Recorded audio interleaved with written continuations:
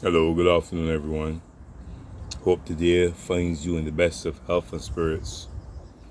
No, I'm back with another episode of Come Out Things, and I want to reiterate a point here because people keep saying that I'm trying to denigrate the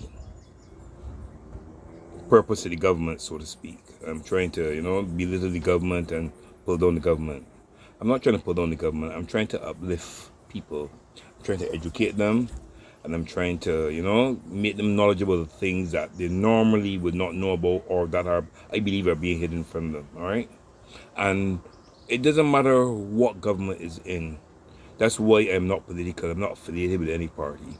So if the DLP are in, I will do the same thing. If the BLP are in, I will do the same thing. And if an independent is in, I will do the same thing as long as they do something that is not conducive to the general population. All right. However, if they do something that is good, I will speak about it. All right. No, I want to speak about something here because I'm noticing that the government is sneakily, from a roundabout way, putting into place things that we fought against. I'll give you an example. Vaccines for children. No, you're noticing that those who sit 11 plus have to be immunized with these vaccines, etc. I knew that in my day it didn't used to be so. I don't know if anybody could clarify that or if anybody could agree with me on this. I know in my day it didn't used to be that way. But we're getting different types of vaccines, and you can't tell the difference of one vaccine from another because all look the same. And we knew for a fact that they were trying to vaccinate as many people in the world as they could. So I'm wondering why now, again, they're coming with these vaccines in a sneaky way. You have to take a vaccine. Children have to take vaccines to go into school. Well, what's different from primary school and secondary school? What's the difference? You understand me? What's the excuse they're using? Another thing I'm seeing them doing is sneakily coming with the digital ID again. What they've done is they've sent out some letters. The welfare department sent out some letters, and I noticed that they're doing it with the least privileged people. They send out some letters asking that you forward your bank account, your TAMIS, and that you come with digital ID, so as to make it more efficient to be able to get your welfare now. Now, I'm going to ask you a question. If these people had bank accounts, do you think they would need welfare? A lot of them. Okay, but there's some who have bank accounts, obviously, because everybody is not deserving of welfare who are the recipients. However, think it takes $300 to open a bank account in Barbados. If these people who are the lower socioeconomic had $300, do you think they would take time to open a bank account when they could take it and buy food and pay the utility bills or something? Tell me. But anyway, for those who do have, okay, the thing about it is that sometimes technology can be advantageous and disadvantageous. So we have to look at it from different opinions. But what I would like the politicians to do before they put their mouths in motion, put their brain in gear. Right? Because a lot of times they try to implement things without thinking of them. And we've seen this time and time again where they don't have to go back to the drawing board.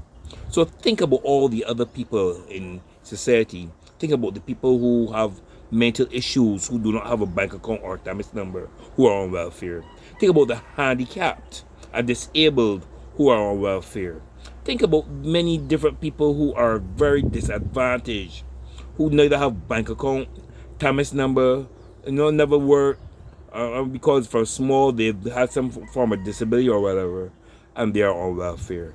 How would you interact with them as far as this program you're pushing is concerned? You understand me? Look at that.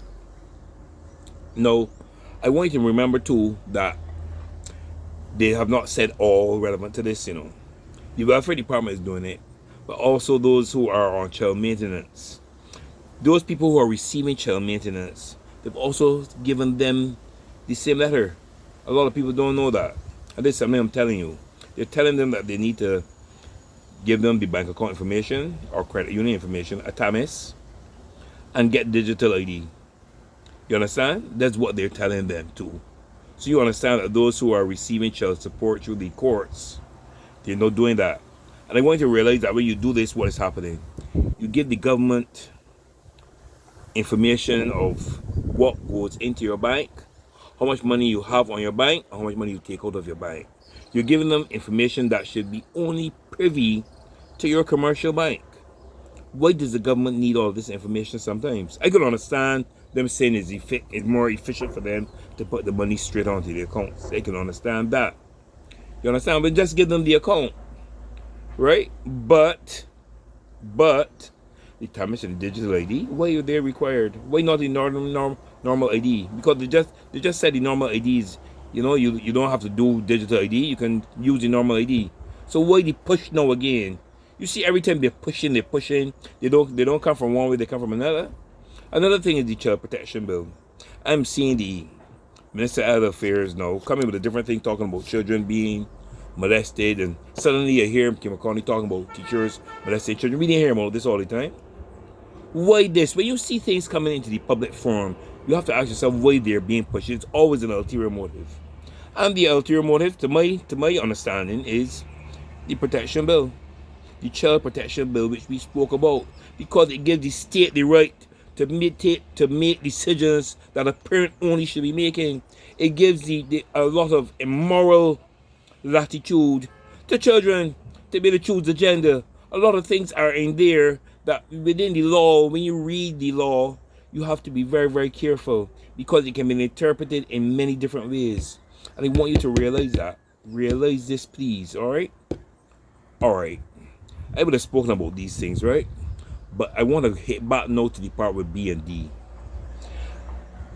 Under this government, a lot of things have transpired.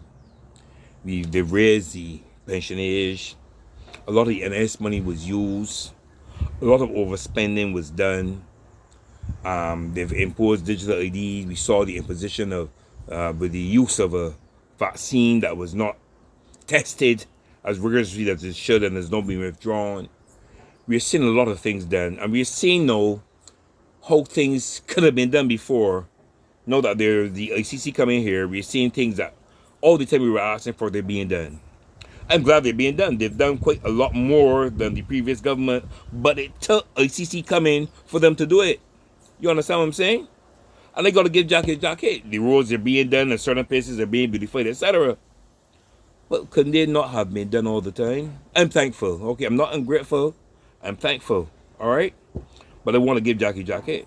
And I want to speak about the B. I got to speak about the D too, because we remember when the DLP was in, it was alleged that a lot of corruption went on, a lot of stealing went on. It's alleged that a lot of ZR licenses, permits get given away. It's alleged that people had yachts. It's alleged all kind of things. And it wasn't hidden, is that these people, they said that they openly were dipping their hand in the taxpayers' money. That is what is alleged. So it looks to me as if to be a politician, one of the requirements is to be able to lie. That's what it looks like to me. Up to the other day, we were saying Mr. Thorne told a lie on the Prime Minister as far as the launches are concerned. I want to know if anybody has proof that it's a lie. Because, I mean, to be a politician, you have to be a good liar. That's what it looks like to me. Because we don't have any sincere and genuine politicians, And I could understand why Mr. Hamilton actually left politics, because he said he told me personally, it is a very dirty game. And he's one of the real grassroots politicians of our time. He came from humble beginnings, and he came up with the people's at heart. He would have constituency meetings regularly while he was still in Parliament. He would come and meet with the people of the communities and the constituencies. You understand? And this is something that is needed throughout. Because there's some people they went to in a certain district, and they said they don't even know who the MP is for the area. They only see an MP when it's election time. You understand me? So these are things that we need to highlight. No, I want you people, please, comment, because it's your comments that let me know the direction to go. It's your comments that let me know if an opinion I have is right or wrong. It's your suggestions that help to make this a better program. And it is your calling me to different communities or districts to highlight certain things that makes a blog like this, all right, successful. I don't need subscription. I just want that you view and you comment. All right. If I say something you like, you can like it. All right. That's great. That will help. But I'm not one of those who are in this for the money. So you will never see. You could check. I will not monetize this. I don't want money. I want to educate. I'm about people. I'm about people getting what is rightfully theirs. And I'm about the pursuit of happiness for every Bayesian. Every Bayesian is entitled to be happy, to own a piece of this rock, to have a house, and to have the same opportunities as those who believe they're privileged. All right? And that is what I'm in it for. All right? I want you to remember something. Do something good for somebody today, okay? Please. Never forget this. And remember, keep your spirits up and your tempers down. All right. Bless you all. Thank you.